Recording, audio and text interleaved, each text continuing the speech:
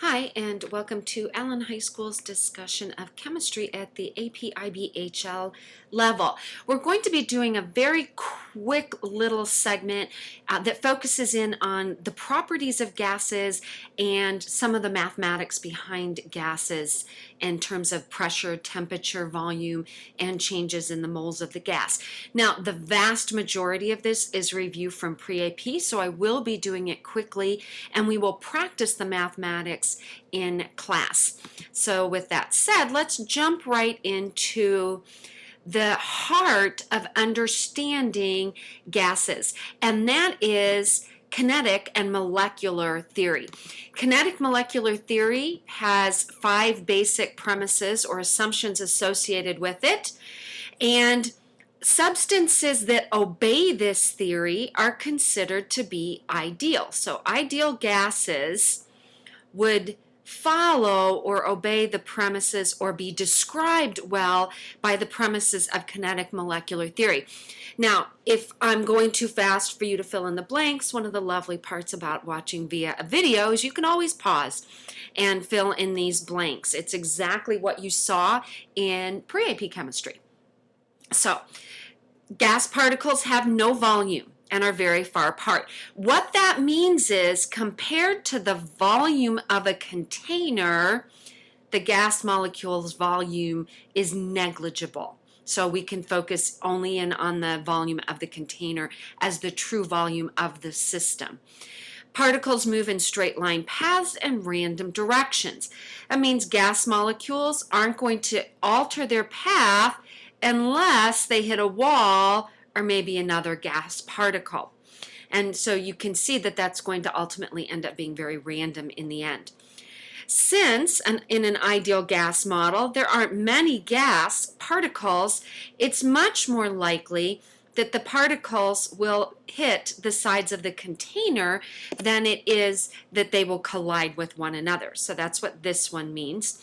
All collisions are elastic. No energy is lost or gained in that process. All right? And particles in a gas do not attract or repel. And this is a key premise of an ideal gas, that that gas molecules do not sense any intermolecular forces.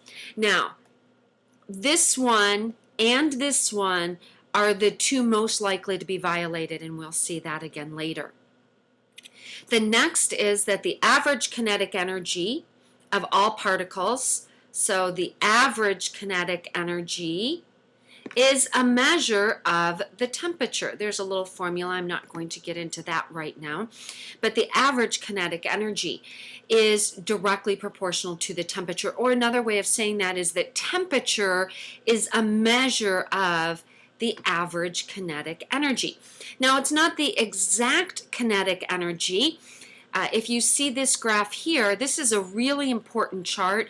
Understanding graphs and structures is a critical technique for chemistry. You really need to understand how to do that.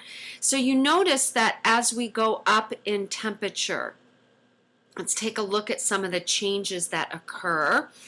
This peak shifts in direction left to right, and that's because kinetic energy is directly related to the velocity. So if we increase the velocity, we're going to increase the kinetic energy. Okay? Now, the other thing that happens is the peak height goes down. Now, the area underneath these curves is the relative number of molecules, and this happens to be nitrogen. They don't all have the exact same velocity. There is a Boltzmann distribution, is what this is called. Boltzmann, that's an important term. Not sure I can spell it, but you still need to know it. Boltzmann distribution.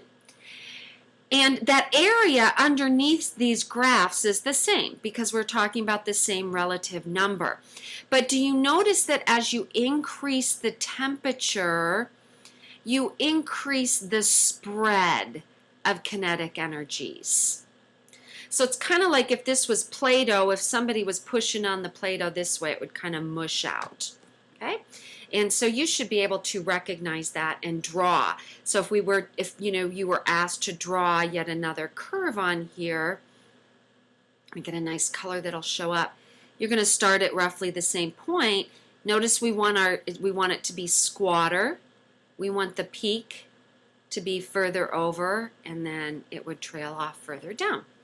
So this would represent a higher temperature. Okay?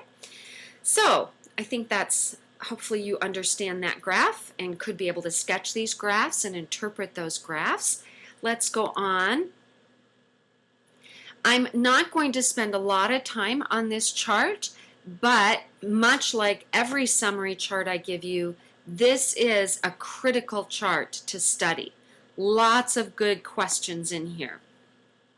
Knowing the relative distance, the strength of intermolecular forces, potential energy.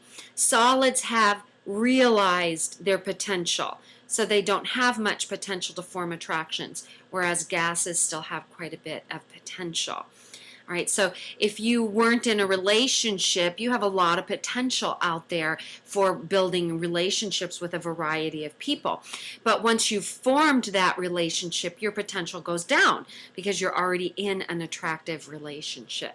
Okay, so make sure you study this chart very, very carefully. Okay, and then let's go on. In the next slide, what we have is a review of basically the gas laws, that combined gas law. We do not need to spend any time memorizing the names of the dead guys. It's important. It's part of the history of science, the history of chemistry, but it's not something that is the central concern for this unit. Instead, we want to understand gases and the behavior of those gases. So this is a key formula. Remember that pressure units have to match. If you have them in kilopascals, keep them both in kilopascals, and volume should be the same. They can be milliliters or liters as long as they're the same. Here's the rub. The temperature must be in Kelvin. We're talking about physically meaningful behavior. And a negative temperature, while you may know that it's cold if it's minus 10 degrees outside, it's not physically meaningful. It's a relative scale. So that a negative temperature is not physically meaningful. Instead, we have to use Kelvin because Kelvin's always positive. If temperature, remember temperature is a measure of average kinetic energy. If kinetic energy is always positive, temperature has to always be positive, and we thus use Kelvin, making it always positive. You should know that pressure and volume have an inverse relationship to one another. You should be able to sketch out the graphs. This is P versus V. Since they're inverse, you've got a downward curve. If we do, this happens to show V versus 1 over P, you would get the same graph from P versus 1 over V. Then we could get a straight line. All right, you should recognize those graphs. Now, since pressure and volume are directly related to temperature, pressure versus temperature, volume, whoops, I guess that one was volume, volume versus temperature, pressure versus temperature will be a straight line automatically. So we don't have to deal with taking the inverse to get that straight line. So not only should you be able to calculate with this, you should be able to tell me their relationships. You should be able to draw, interpret, recognize. I would write those words down. Draw, interpret, recognize these graphs. Now, the other thing that you're going to have to be able to do is say if I double the temperature, whoops, I started to do double and temperature at the same time. If you double the temperature, what happens to the pressure? What happens to the volume? And where questions like to really try to focus in on true understanding, they'll ask you what happens if you double the temperature in Celsius or double the temperature in Kelvin units. All right, because if you double Kelvin units, you double your pressure and volume. But that's not true of Celsius, and we will look at some examples of that. Okay. Now, the other thing you're going to need to be able to do with these, and then I will end, this will probably be the longest of these, is to justify all of your observations of your gas laws using kinetic molecular theory. So, for example, if we have a container with a volume and a certain pressure, what happens, or explain why, if I decrease that volume, I increase my pressure. So our question is why? Well, I'll explain this one, and the others you're going to have to do on your own, because I want you to think about them, not just memorize what I'm telling you. Is pressure is equal to force per unit area. So if you decrease the volume, so let's just draw 3 simple gases, and they would be hitting the sides of the container. If you decrease the volume, those molecules are going to be hitting more frequently and more closer together. So you've decreased your area, which increases the pressure.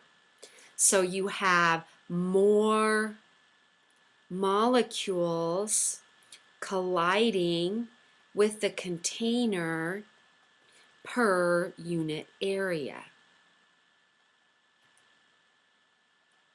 Okay, so make sure, as you've been writing notes down, make sure you write that formula down. That's an important formula. So, all right, we'll continue our discussion in the next set of videos. Until then, this is signing off.